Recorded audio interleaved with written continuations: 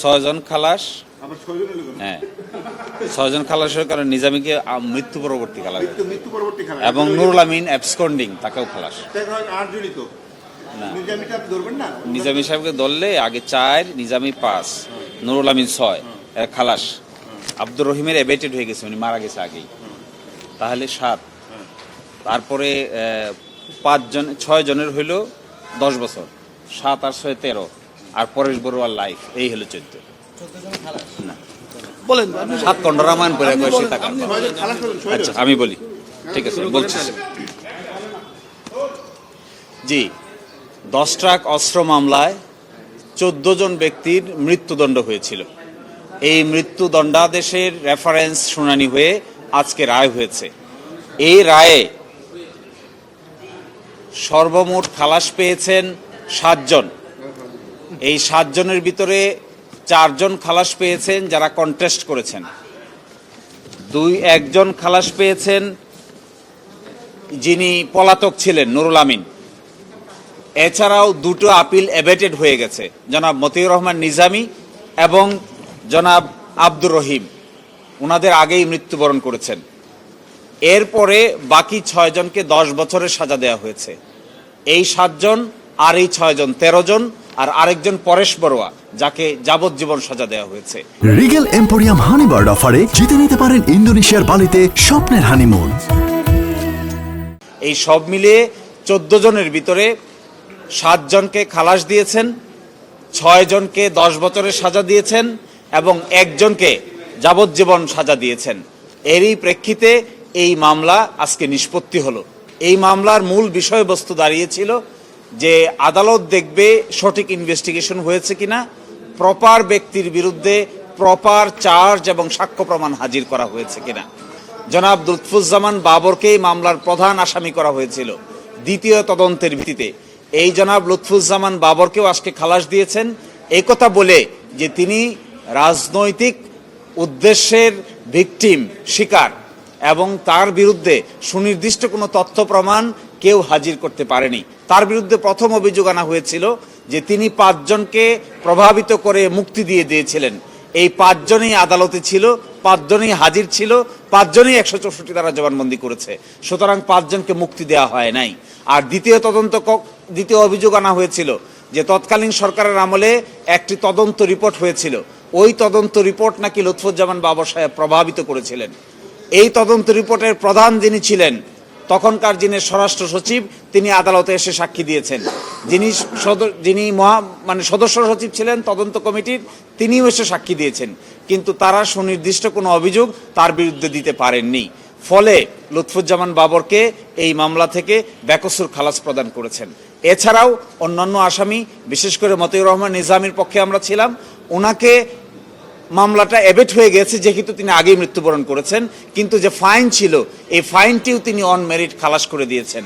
ফলে এই মামলায়ও আর কোনো একুইটাল পেয়েছেন।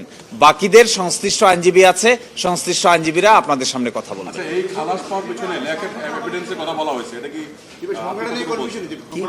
একজন বলছেন যে এভিডেন্সের অভাবের কারণে ওনারা মূলত এই মামলায় এভিডেন্স কম ছিল? এভিডেন্স কম না, এভিডেন্স নাই।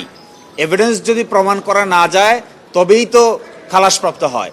এখানে বাবর সাহেবের বিরুদ্ধে কোনো সুনির্দিষ্ট অভিযোগই নাই। এবং আপনারা এটাও জানবেন যে বাবর সাহেবের বিরুদ্ধে এই মামলায় দ্বিতীয় তদন্তে তাকে আসামি করা হয়েছে। প্রথম তদন্তে তিনি আসামিই ছিলেন না। 28 জন সাক্ষী হয়ে যাওয়ার পরে নতুন করে অ্যাপ্লিকেশন দিয়ে তদন্ত করে ফার্দার ইনভেস্টিগেশনে বাবর সাহেবকে আসামি করা হয়েছিল। সেই জন্য ফার্দার ইনভেস্টিগেশনের যে সাক্ষ্য প্রমাণ এসেছে সেখানে সুনির্দিষ্ট কোনো সাক্ষ্য প্রমাণ আসেনি।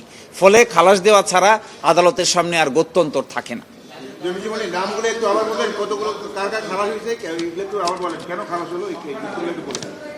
যে খালাস হয়েছেন লুৎফুজ্জামান বাবর, খালাস হয়েছেন রাজ্জাকুল হায়দার, খালাস হয়েছেন মহসিন তালুকদার এবং খালাস হয়েছেন AKM এনামুল হক। একই সাথে এই খালাসের মধ্যে মৌলানা মতিউর রহমান নিজামী এবং নুরুল আমিন, যিনি তখন সেক্রেটারি ছিলেন শিল্প মন্ত্রণালয়ের, এবং যার মামলা এবেট হয়ে গেছে, মৃত্যুবরণ করেছেন ব্রিগেডিয়ার জেনারেল আব্দুর রহিম। আর যাদেরকে 10 বছরের সাজা দেওয়া হয়েছে তারা হলেন আকবর, লিয়াকত, শাহাবুদ্দিন, হাফিজ, মঈনুদ্দিন, হাজী আব্দুস সোবান তাদেরকে 10 বছরের সাজা দেওয়া হয়েছে এবং যাবজ্জীবন সাজা দেওয়া হয়েছে পরেশ বড়ুয়াকে। সম্ভবত পরেশ বড়ুয়া আগেই বন্দি বিনিময়ের চুক্তির অংশ হিসেবে বাংলাদেশ থেকে তাকে ভারতে নিয়ে যাওয়া হয়েছে। আর যাদের 10 বছর হয়ে গেছে তাদের কি হবে? আর যাদের 10 বছরের সাজা হয়ে গেছে তাদের জন্য বলেছেন 35-এর এ ধারা প্রযোজ্য হবে।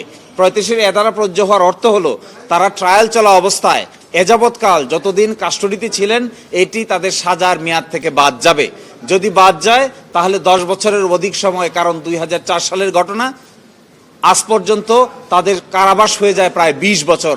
ফলে এই রায় কমিউনিকেট হওয়ার পরে তারা যে 10 বছরের সাজা হয়েছে তাদের সকলকেই কারাগার থেকে মুক্তি দিয়ে দিতে হবে। যে কোর্টের যে মূল অবজারভেশন বলেছেন যে কোনো একটা ট্রায়াল হওয়ার মূল উদ্দেশ্য হলো অপরাধের শাস্তি দেওয়া, আবার একই সাথে উদ্দেশ্য হলো নিরপরাধ ব্যক্তিকে যেন সাজা দেওয়া না হয়, এটাও ট্রায়ালের উদ্দেশ্য। এবং তিনি বলছেন যে পুলিশের দায়িত্ব হলো প্রপার ইনভেস্টিগেট করা, প্রপার আসামিদেরকে প্রপার এভিডেন্স আদালতের সামনে উপস্থাপন করা। পুলিশ যদি সেটি ব্যর্থ হয় তাহলে আদালতের সামনে খুব বেশি কিছু করার থাকে না। এবং তাই বলেছেন যে ফেয়ার ট্রায়াল হলো ন্যায় বিচারের পূর্ব শর্ত। যারই বিচার করা হোক না কেন, যে ঘটনারই বিচার করা হোক না কেন, যত হিনাস ক্রাইমই হোক না কেন, অবশ্যই দেখতে হবে ফেয়ার ট্রায়াল হয়েছে কিনা, এটা তার পূর্ব শর্ত মেনটেন করতে হবে। এবং তিনি বলেছেন এর মূল উদ্দেশ্য হলো proper investigation, proper trial, proper ব্যক্তিকে সাজা দেওয়া। ইমপ্রপার ব্যক্তিকে সাজা দেওয়া কোনো বিচারের মূল উদ্দেশ্য হতে পারে না। পুলিশের ব্যর্থতা উল্লেখ করেছে, পুলিশের ব্যর্থতা যে সাক্ষী আনতে পারেনি এবং রাষ্ট্রপক্ষ এটা কি বলেছেন, কি বলেছিল না, এখানে যে অবজারভেশনটা তিনি দিয়েছেন যে ইনভেস্টিগেশনের পারপাস কি, ইনভেস্টিগেশনের পারপাস হলো উপযুক্ত সাক্ষ্য প্রমাণ, অকাট্য সাক্ষ্য প্রমাণ কোর্টের সামনে হাজির করা। যদি ইনভেস্টিগেশন করে অকাট্য সাক্ষ্য প্রমাণ হাজির করতে না পারে, আদালতের সামনে এভিডেন্স ছাড়া অন্য কিছু দেখার সুযোগ নাই। এই জন্য বাবর সাহেব বেকসুর খালাস পেয়েছেন, নিজামী সাহেব বেকসুর খালাস পেয়েছেন। আমরা এই মামলা পরিচালনা করেছি, আমাদের পক্ষ থেকে আমরা সকলকেই ধন্যবাদ এবং অভিনন্দন জানাচ্ছি।